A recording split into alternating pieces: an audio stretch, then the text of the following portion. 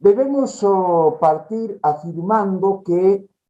en este contexto de retroceso de la democracia, de vulneración de derechos que se ha ilustrado en intervenciones anteriores,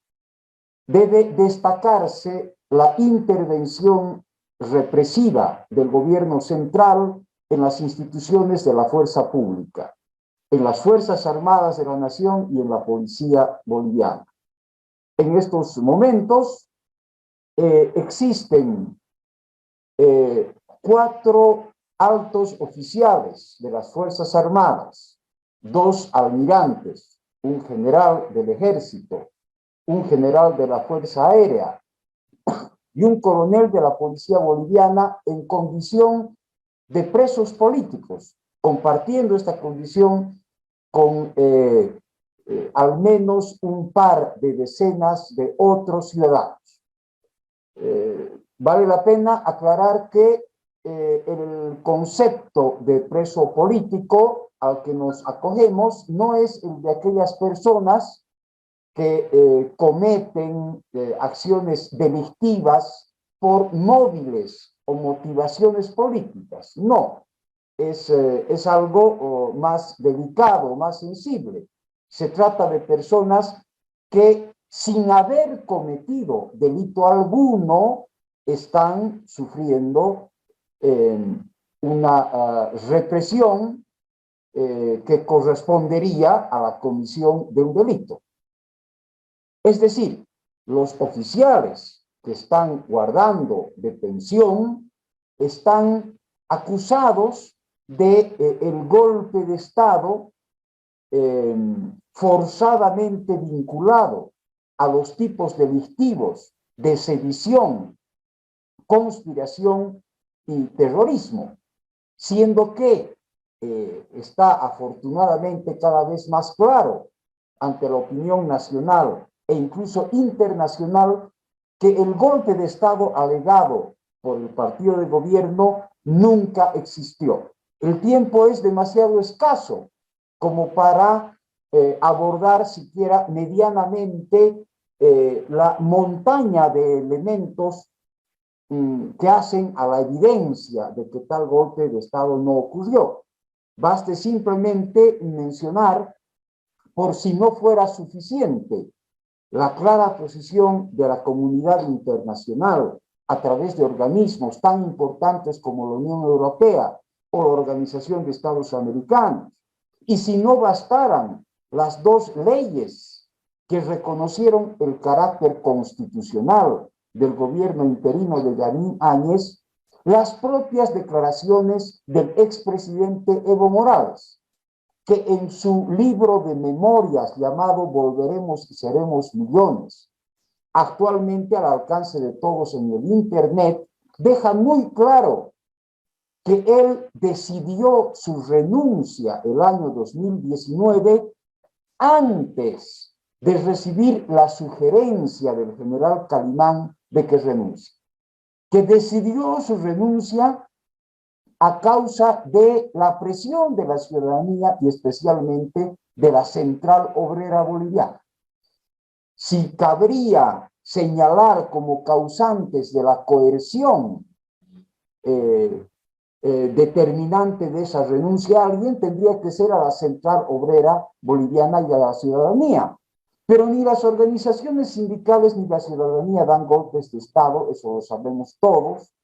Podrán protagonizar levantamientos o insurrecciones, pero no golpes de Estado. Entonces está absolutamente claro que no existió ese golpe de Estado y que por lo tanto es también absolutamente injusto e impertinente atribuir su autoría delictiva a alguna persona. Por lo tanto, estos 4 oficiales de las Fuerzas Armadas y el coronel de la policía son presos políticos,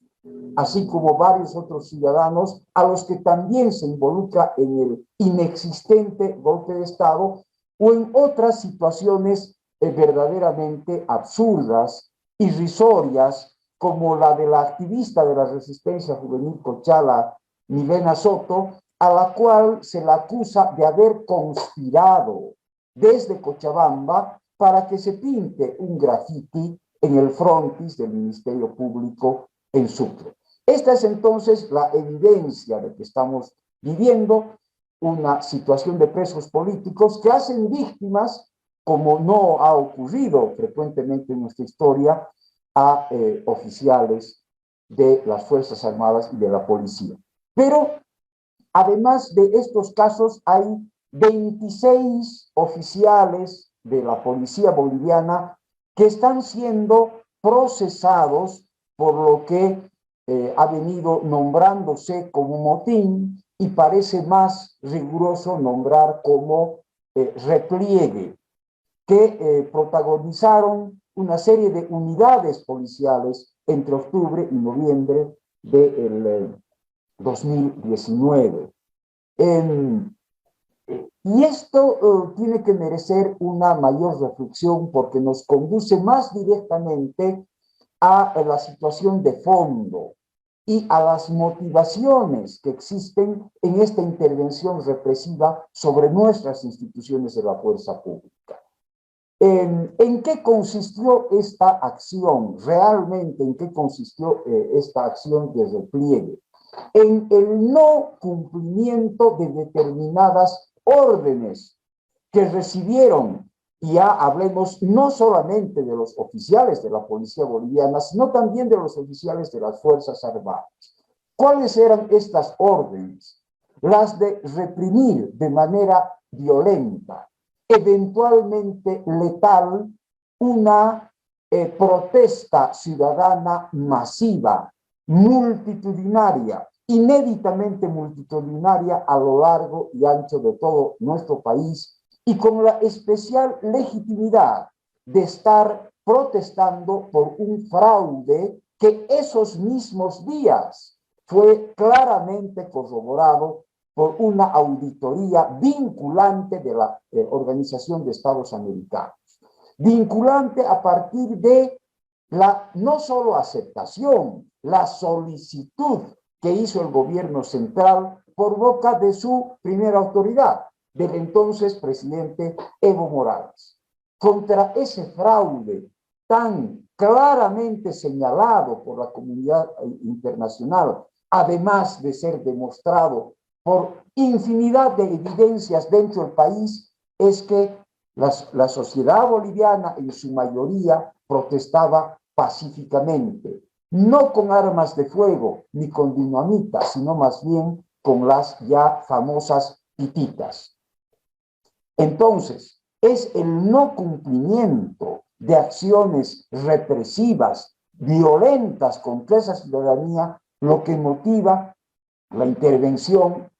y las acciones punitivas que actualmente sufre un conjunto de oficiales. Me olvidé mencionar que además de los oficiales procesados, hay más de un centenar de suboficiales de la policía boliviana que han sufrido de hecho la sanción de cambios arbitrarios de destino en condiciones tan desfavorables e incluso crueles como la de aquel suboficial que murió por COVID estando abandonado, ¿no?, en el departamento de Tarija. Ahora bien, ¿qué es lo que evidentemente se pretende con esta intervención sobre la fuerza pública? Por un lado, la represalia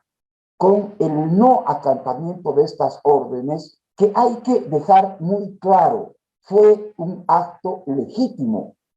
de cuya legitimidad podemos recoger muchas normas y precedentes en el derecho internacional humanitario y en el derecho internacional de derechos humanos. Si algo se les reclamó desde el derecho, desde la justicia, desde los sentimientos más básicos de la condición humana a los militares argentinos durante la Guerra Sucia, fue cumplir órdenes de represión cruel, violenta,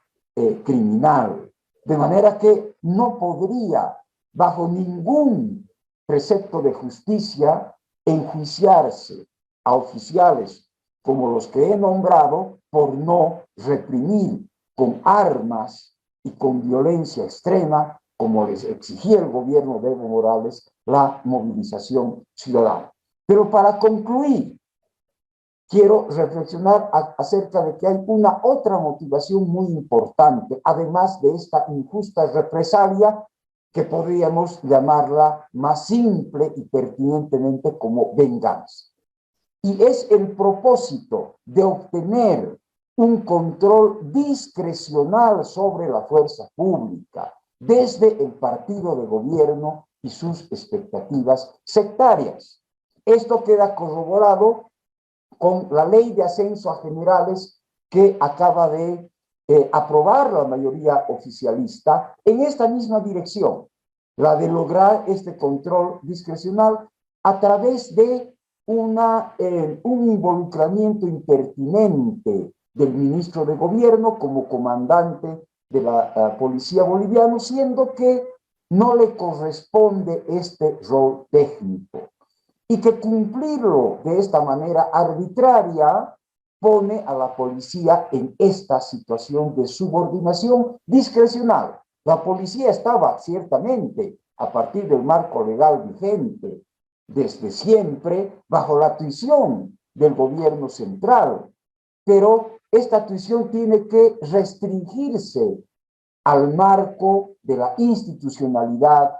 y no puede entrar dentro de la arbitrariedad que hace del partido de gobierno un ilegítimo, un usufructuario político del rol institucional de la policía boliviana. Para terminar, debemos advertir que con estas acciones, con este avasallamiento de la institucionalidad de la fuerza pública, Bolivia se pone en la situación que ya se viene sufriendo desde hace tiempo en Nicaragua, en Venezuela y en Cuba. Una fuerza pública destinada a la represión de la ciudadanía,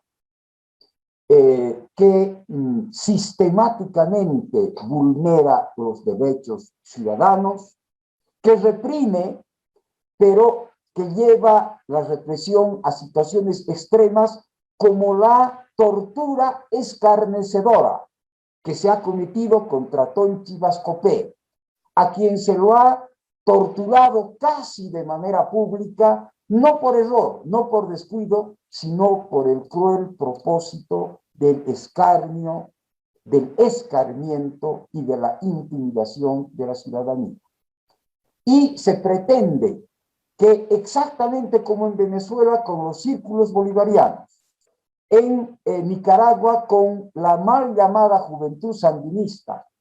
y en Cuba, como lo hemos visto estos días, el terrorismo de Estado ejercido desde una fuerza pública subordinada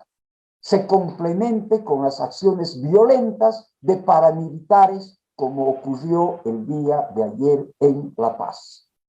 Esa es la situación en la que estamos entrando y a eso se debe la represión sobre policías, sobre militares que se está sufriendo en Bolivia.